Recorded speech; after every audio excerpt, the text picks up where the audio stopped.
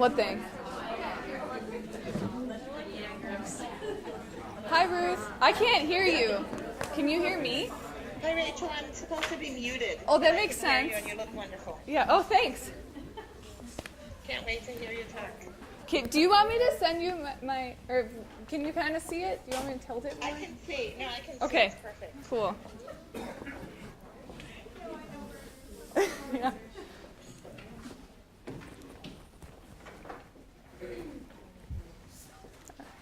All right, Dr. Lee, is it okay if I get started? Okay. Is this thing on?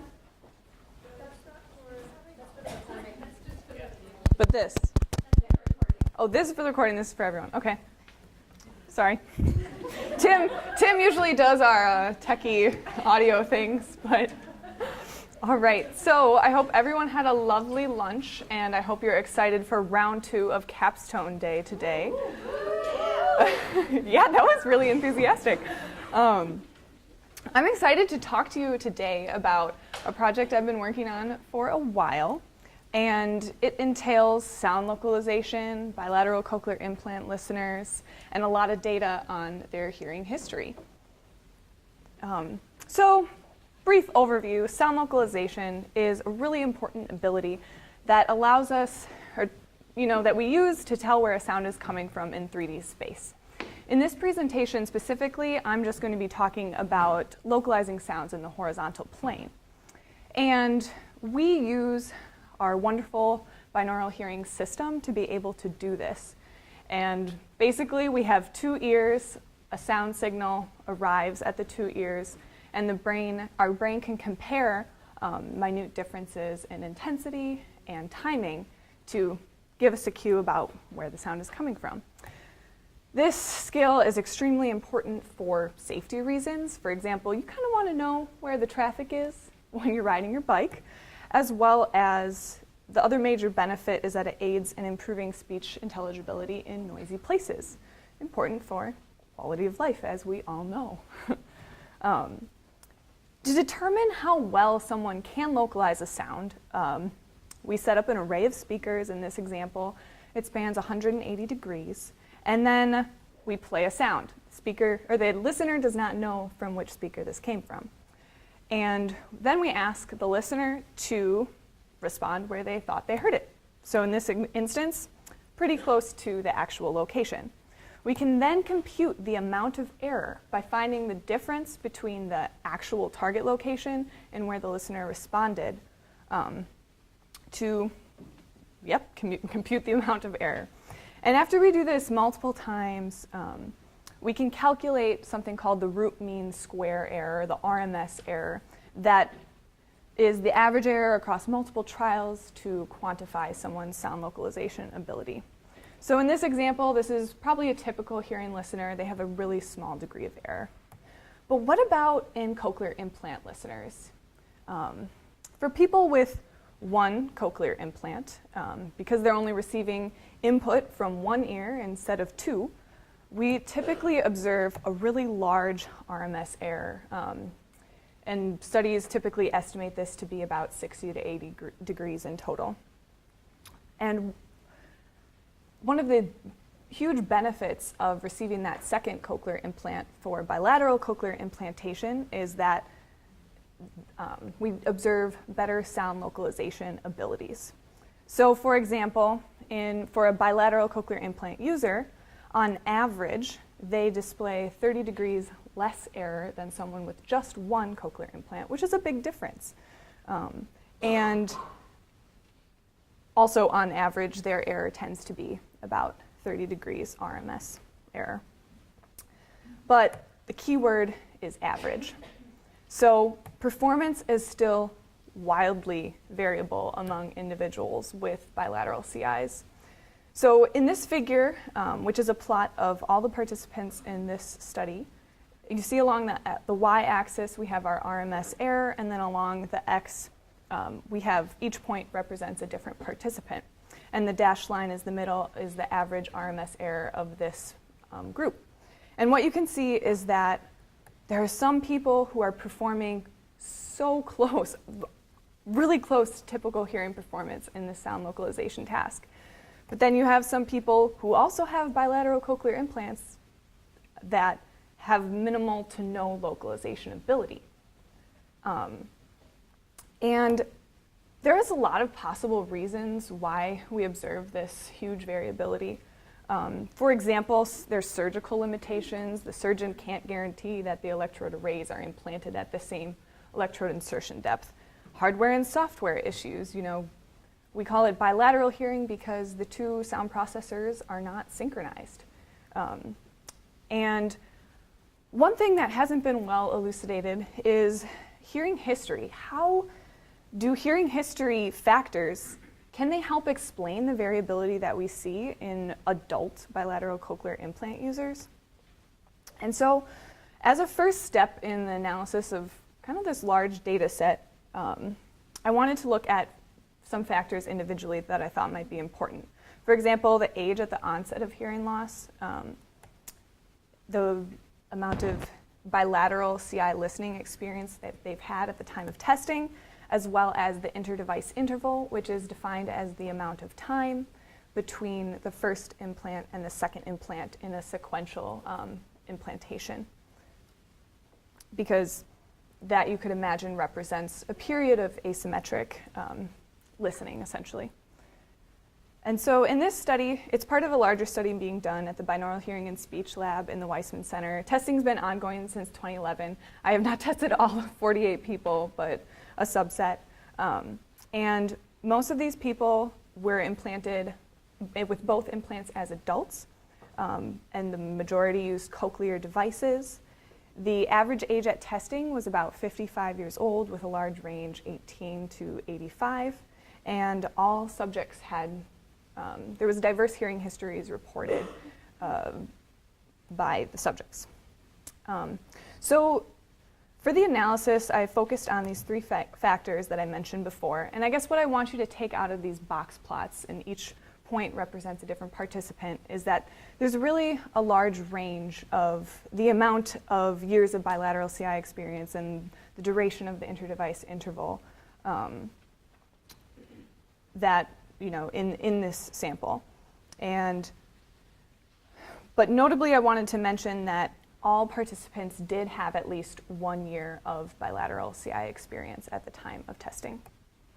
So to give you just a brief overview of some more specifics of the experiment, there was 19 speakers total, 10 degrees apart. And these speakers are hidden behind an acoustically transparent curtain that you can see in the image behind me. We do this so that the participants don't know the discrete locations of the speakers, nor how many speakers there are. So the listener sits in the center, and they wear both of their bilateral clinical processors set in their preferred daily setting. And a train of 4 pink noise bursts is played, and the participant marks on a touch screen in front of them where they perceived the sound. And this is repeated 285 times. We gave them breaks, don't worry. So in order to preliminarily investigate the age, or the influence of the age at the onset of hearing loss, the participants were split into 2 groups based on their hearing history. So the orange group is a group that represents those who experienced an early onset of hearing loss in their lives. So if they reported that their hearing loss was congenital or before age 5.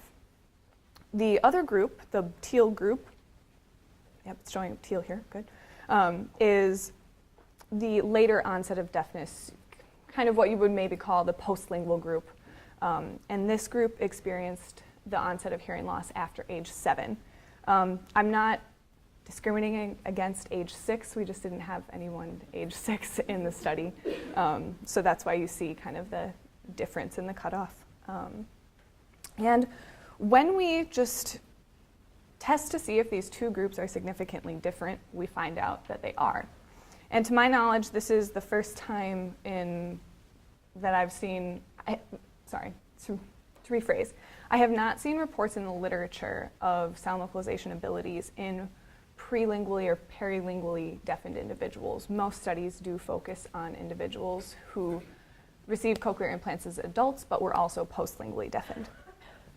And this indicates early onset of hearing loss may be detrimental to sound localization abilities. The next factor that I thought would be a really interesting one was the effect of bilateral CI listening experience. So now on our y-axis, we have the amount of error, and then along the x-axis, we have the number of years of listening experience with those bilateral CIs. And as you can see, there is very little trend, no significant relationship between these two variables. And then for the third factor, which is the interdevice interval. So now on my x-axis, we have the number of years between the first and second implant. You can see that there is a slight positive trend, however, this isn't significant. But when we split the two groups based on, kind of their foundation of sound, so the pre and perilingual group, who you anticipate did not have good access, good input to sound before age 5, and then the later onset, which is kind of more postlingual group, a trend does emerge. For the early onset group, performance significantly worsens with a longer interdevice interval. And this explains approximately 1/3 of the variance within this smaller group of the early onset of hearing loss individuals.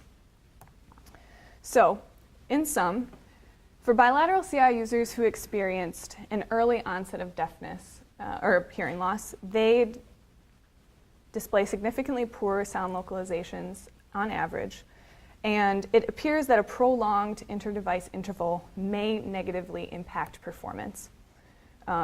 Whereas in the group that experienced a later onset of hearing loss, we did not see this trend. Overall, it appears that the investigated hearing history factors maybe did not explain the majority of performance or variability in performance like I had hoped, but that it indicates other factors may play a larger role. There's some limitations to this study. There's other factors still under investigation, like hearing aid use, length of auditory deprivation, however you want to define that. All of the hearing history information was self-reported, but it's also that sometimes you don't know. Some people were like, my parents think I had hearing loss by age 3. That's when I was diagnosed, but I don't know when it could have been since birth. Some people think it was since birth. We lack other audiometric data like the pre-implantation speech perception and threshold scores. Another limitation is that RMS error is just one value, one quantity to represent a lot of information about how these people are localizing sounds, and so it might not be the best outcome measure to use. In the future, I'm working on an analysis that looks at these kinds of factors all at the same time in a multivariate manner rather than just independently. And here are my references. And I just want to say thank you so much, Ruth, Dr. Litovsky, and my committee members, Dr. Hartman and Dr. Veith, and then also Dr. Alan Can for all the support and mentorship on this project and as we continue to write this up. And then I would like to thank the listeners, Tanvi Takar for her suggestions on the presentation, and my parents over there for attending today. All right, questions?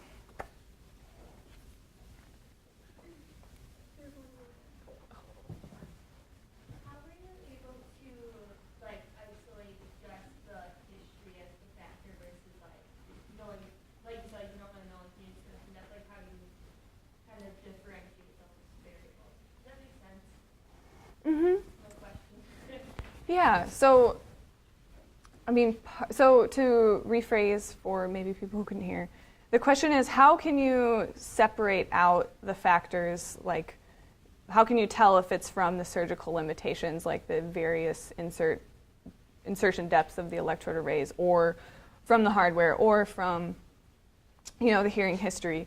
And I guess that comes down to statistics. If you run a correlation and you can find that one or two factors explain 100% of the variance that you see, then it indicates it's that thing. But if it only explains half, And you can incorporate into some sort of model those other things, like you could have an aspect in the model that's the mismatch between the electrode arrays. And if you find that does explain more of the variance, it indicates that there's these other pieces, which we have some of the data on the mismatch electrode arrays for these participants, so that might be something interesting for the future. Andrew? Why 285? 285 trials? Yeah. Yep, so there was 19 speaker locations, and we did 15 repetitions per speaker, just to get a large enough sample size for some of the later statistical analyses, but good question. Phoebe? Did you look at any of the people who had longer distances before their second implant? Did any of them wear a hearing aid, or were they having any sort of stimulation on that side, or was that just not measured? So the question was whether we know if they were using a hearing aid on the other side for people who maybe had a long inter-device interval. And we have some of that information, but I'm still kind of going through it. The hearing aid use seems to be one of the things that is the most wishy-washy for self-report, because a lot of participants were kind of like, well, I wore it sometimes, but not all the time. And then how do you compare that against someone who's like, I wore it all the time?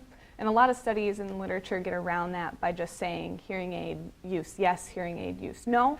And so I'm kind of looking into going down that route and seeing what pans out there. Dr. Litovsky, do you have any questions? Oh, you're on mute. Sorry, I was on mute. I think you did a fantastic job. Very impressive. Thank you. Thanks, everybody.